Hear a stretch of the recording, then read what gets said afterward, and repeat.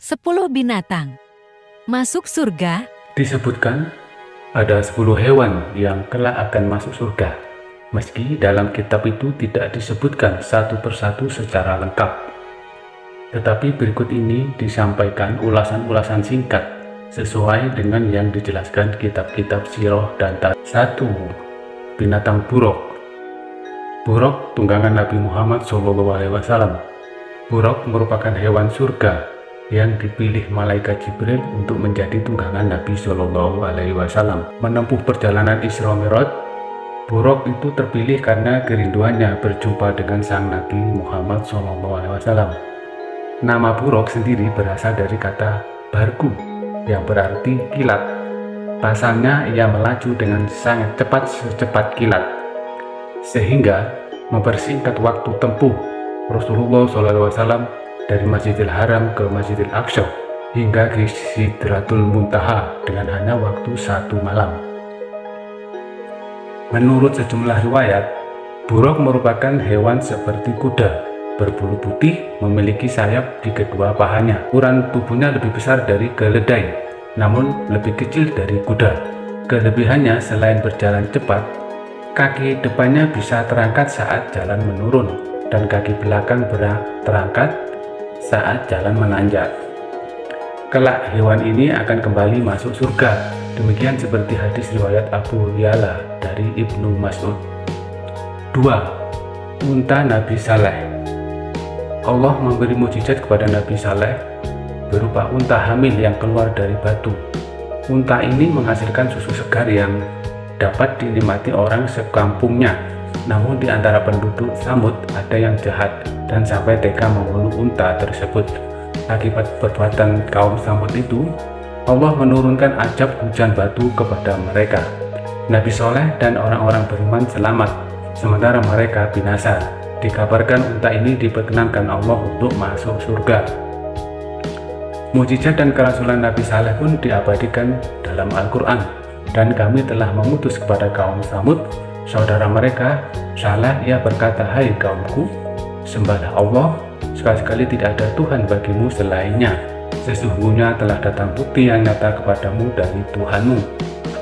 Unta betina Allah ini menjadi tanda bagimu, maka biarkanlah dia makan di bumi Allah, dan janganlah kamu mengganggunya, dan gangguan apapun yang karenanya kamu akan ditimpa siksaan yang pedih. Quran Surat Al-A'raf 73. Anak sapi Nabi Ibrahim. Nabi Ibrahim alaihissalam adalah seorang yang sulit mendapatkan keturunan. Sebagai usaha sempat ditempuhnya bersama istri Sarah, tetapi Allah SWT belum juga mengabulkannya. Pada suatu hari datanglah 3 tamu yang tak dikenal ke rumahnya. Sebagai orang yang gemar memuliakan tamu, Nabi Ibrahim alaihissalam tetap memuliakan mereka dengan hidangan. Hidangan itu berupa daging anak sapi panggang. Sayangnya ketika tamunya tidak mau menyentuh hidangannya sedikit pun. Rupanya ketika tamu itu jelmaan malaikat yang diutus Allah SWT. Mereka datang membawa kabar bahwa Nabi Ibrahim dan istrinya akan segera mendapatkan anak. Anak itu tak lain adalah Ishak. Sebagai ganjarannya, anak sapi yang disembelih itu diberi balasan masuk surga. Lebih lengkapnya kisah ini tercantum dalam surat Al-Jariyat ayat 24-30. 4. Kambing gunung Nabi Ismail alaihissalam. Nabi Ibrahim alaihissalam pernah diuji Allah untuk menyembelih anaknya Ismail alaihissalam. Ujian itu sungguh berat mengingat menunggu kehadiran Ismail bukanlah waktu yang singkat. Namun berkat keikhlasan dan kepatuhannya kepada Allah SWT, Ibrahim berkenan menuruti perintahnya.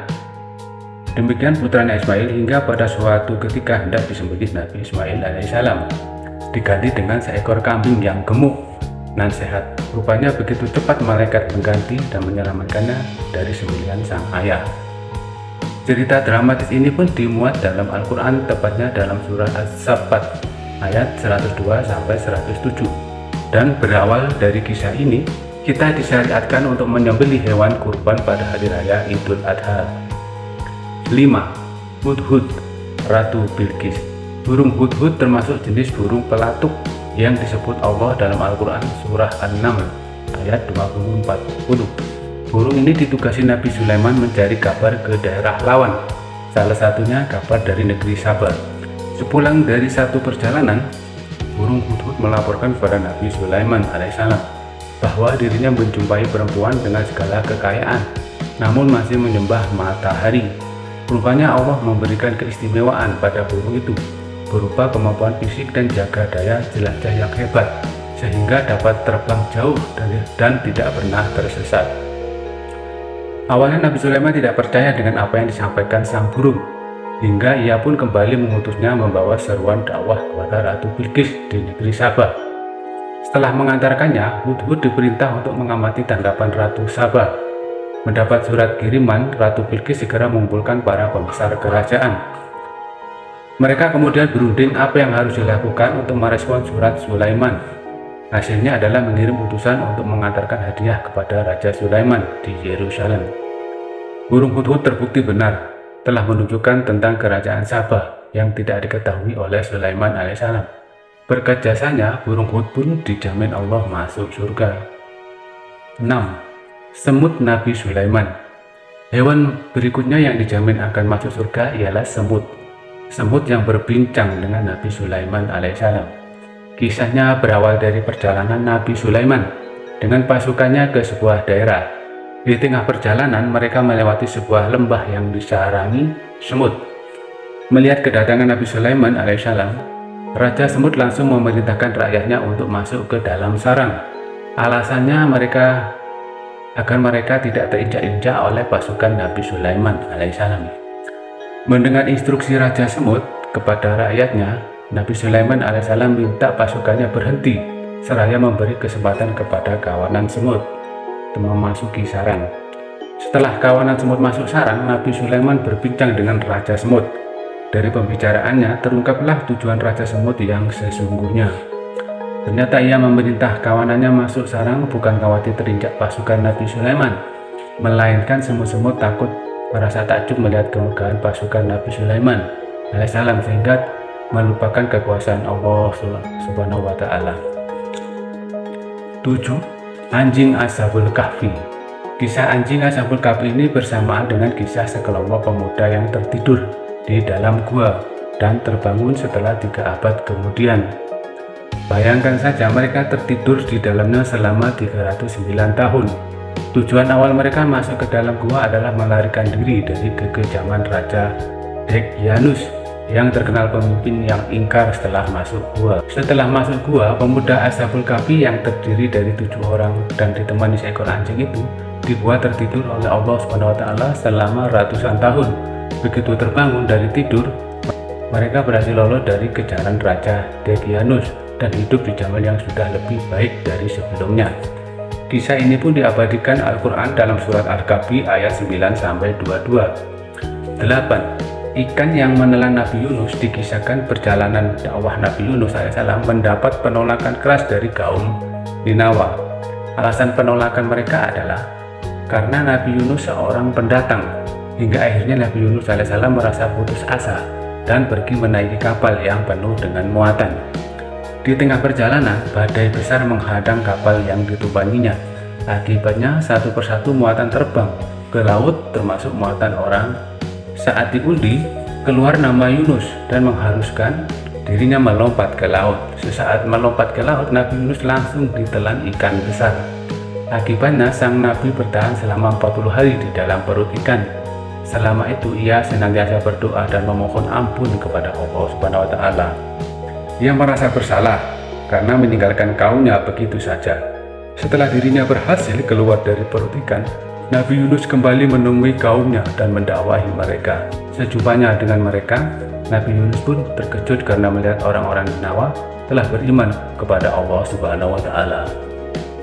Rupanya sejak Nabi Yunus pergi dan badai besar menimpa kaum Ninawa, mereka baru sadar bahwa apa yang dikatakan Nabi Yunus adalah benar. Di saat yang sama, Allah pun menyelamatkan Nabi Yunus dari badai besar dan memerintah ikan menelan serta mengeluarkannya dengan selamat. 9. Sapi betina Bani Israel.